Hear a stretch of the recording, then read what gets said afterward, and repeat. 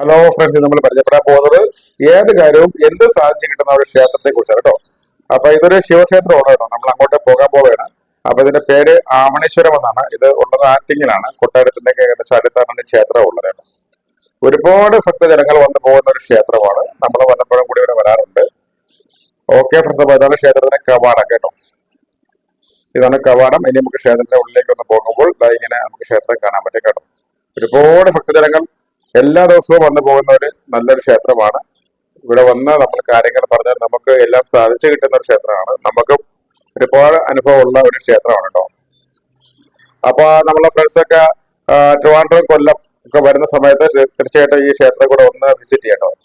വളരെ നല്ലൊരു ക്ഷേത്രമാണ്. നല്ല ശാന്തമായിട്ടുള്ള ക്ഷേത്രമാണ് കേട്ടോ.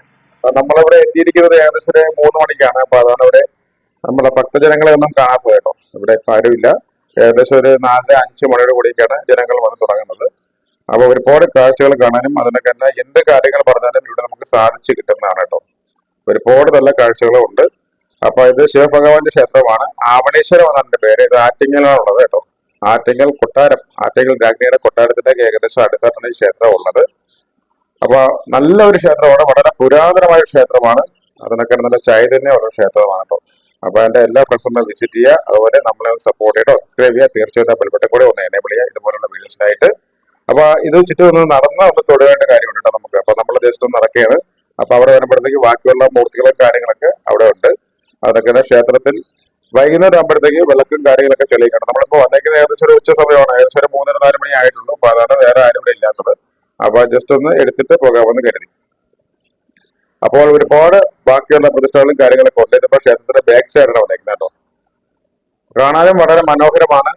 എല്ലാ വിഷമങ്ങളും ഇവിടെ നമുക്ക് തീർക്കാനും പറ്റുന്ന രീതിയിലുള്ള ഒരു കിടനം അടിപൊളി ഒരു അമ്പലമാണ്, ക്ഷേത്രമാണ് ശിവഭഗവാന്റെ. അപ്പോൾ എന്റെ എല്ലാ ഭക്തരും സമയം കിട്ടുമ്പോൾ തീർച്ചയായിട്ടും ഇവിടെ ഒന്ന് വിസിറ്റ് ചെയ്യുക.